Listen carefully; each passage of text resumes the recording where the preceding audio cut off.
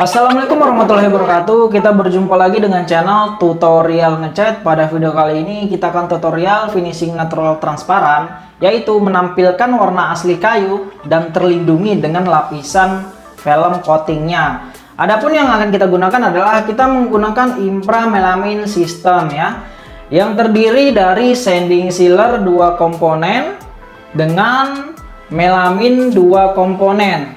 Jadi Impra Melamine System ini adalah bahan cat yang terbuat dari dasar amino dan alkyd. Adapun untuk langkah pertama yang harus kita lakukan adalah kita melakukan amplas kayu tersebut menggunakan amplas grit 180 atau 240 sampai dia halus dan merata. Kemudian kita akan menyiapkan sanding sealernya dan kita mix dengan hardener serta thinner serbaguna. Untuk rasionya tadi itu 9 untuk sanding sealernya, kemudian 1 untuk hardenernya, dan 6 untuk thinner serbagunanya.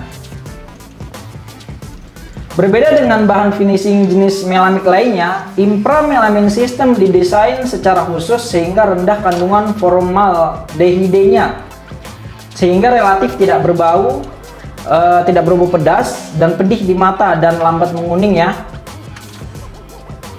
Ya, kemudian untuk sanding sealernya ini kita semprotkan ke seluruh permukaan kayu yang akan kita finishing natural transparan.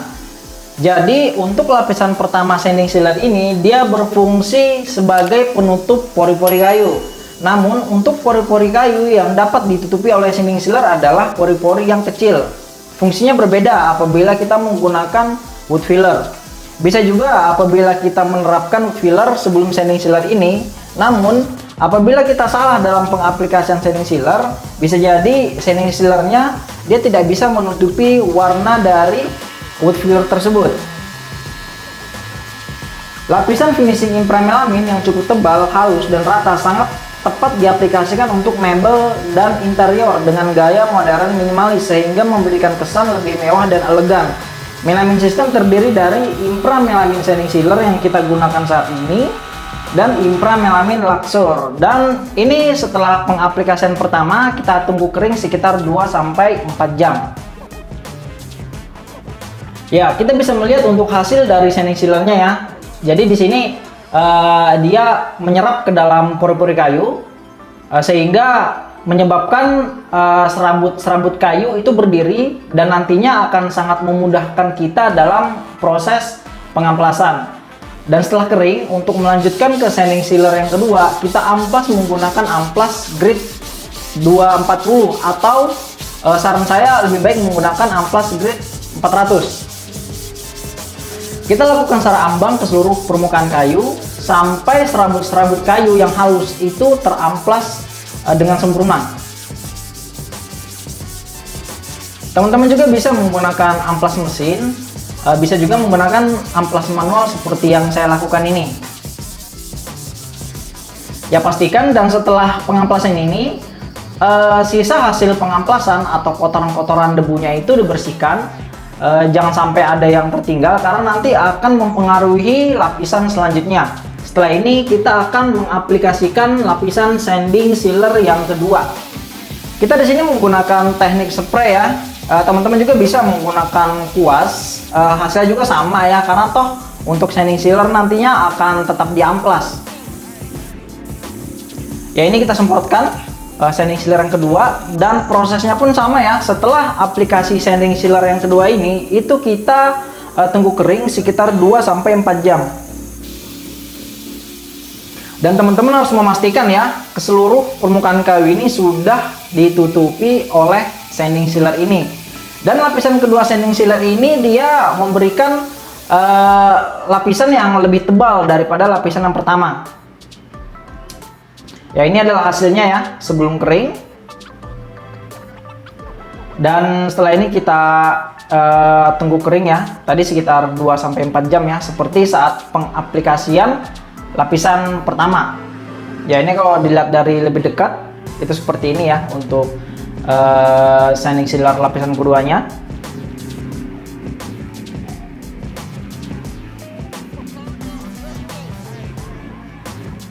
Ya, dan untuk lapisan selanjutnya itu kita akan mengaplikasikan melamin clear, melamin luxur dari Impra juga. Namun sebelum pengaplikasian melamin itu kita amplas ambang menggunakan amplas grade 240 atau 400. Namun lebih efektifnya itu kita menggunakan amplas grade 400 dan kita melakukan pengamplasan ke seluruh permukaan kayu dan benar-benar diperhatikan ya. Karena kalau untuk pengaplikasian melamin ini itu sangat rentan gagal apabila kita tidak benar dalam proses pengaplikasiannya. Ya, kemudian ini adalah melaminnya ya. Untuk rasionya melamin hardener thinner itu 9:1:6. Jadi untuk melamin 9, untuk hardener 1 dan thinner serbagunanya itu 6. Di sini lebih baik sih menggunakan thinner serbaguna yang high gloss ya. Jadi karena melamin dia akan menampilkan tampilan yang gloss, jadi sebaiknya disempurnakan atau dibantu oleh thinner yang juga high gloss. Dan jangan lupa setelah kita mix itu kita aduk hingga merata ya untuk melaminnya ini. Dan untuk pengaplikasian melamin ini itu sebenarnya teman-teman bisa juga menggunakan kuas namun dilapisi dengan kain agar hasilnya itu lebih merata. Dan di sini saya menggunakan spray gun ya. Untuk penggunaan spray gun di sini saya menggunakan nozzle yang 1 mili. Jadi semakin kecil nozzle spray gun yang kita gunakan itu akan membuat atomisasi atau partikel-partikel cat melaminnya ini itu semakin halus, sehingga saat kita semprotkan ke benda kerja itu juga hasilnya bisa lebih merata dan lebih halus.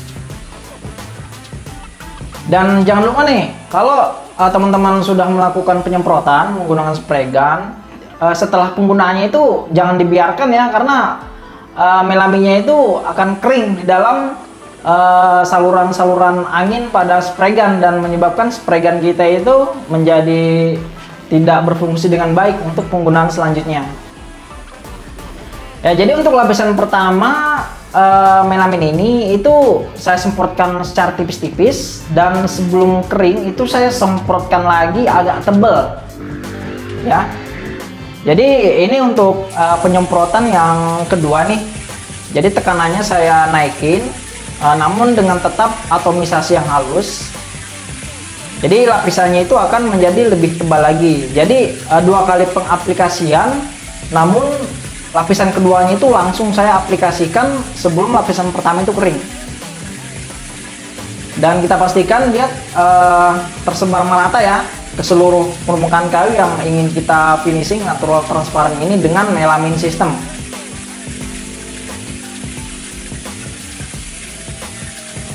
Ya, ini untuk pengaturan spray gun yang kita gunakan itu sebaiknya kembali atau sesuaikan dengan situasi dan kondisi masing-masing dari teman-teman ya. Jadi akan berbeda kondisinya ya, karena saya menggunakan spray gun yang nozzle-nya kecil yaitu 1 mili, dan untuk kompresor saya pun menggunakan yang 2 PK ya. Ya, dan untuk tekanan anginnya sesuaikan dengan kompresornya dan spray gun-nya juga tentunya. Dan kalau menurut saya sih lebih cocok sih menggunakan yang nozzle-nya itu 1 mili ke bawah ya.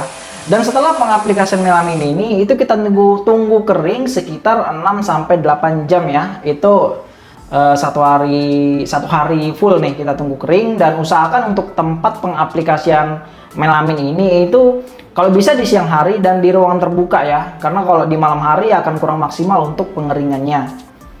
Ya, berikut ini masih dalam kondisi basah nih, dalam kondisi basah. Kemudian setelah kering itu dia hasilnya lumayan, jadi warna kayu itu tetap warna aslinya dan dia diberikan perlindungan dengan lapisan coatingnya. Ya, dan adapun untuk kelebihan dari melamin ini, dia itu glossy dan bening ya, awet dan tahan bahan kimia, lapisannya tebal, keras, kemudian dia tahan gores, dan proses penguningannya itu rendah ya. Itu kelebihannya. Kemudian untuk kekurangannya, melamin ini dia memiliki kekurangan, dia biayanya tinggi ya, dan solvent dia bahaya buat kesehatan dan tidak cocok untuk eksterior. Jadi penggunaannya lebih baik hanya untuk interior. Ya, kira-kira begitu ya untuk video dari saya. Semoga video ini membantu kawan-kawan semua ya. Jangan lupa subscribe, like, dan share. Dan nantikan video dari tutorial ngecat selanjutnya. Sampai jumpa!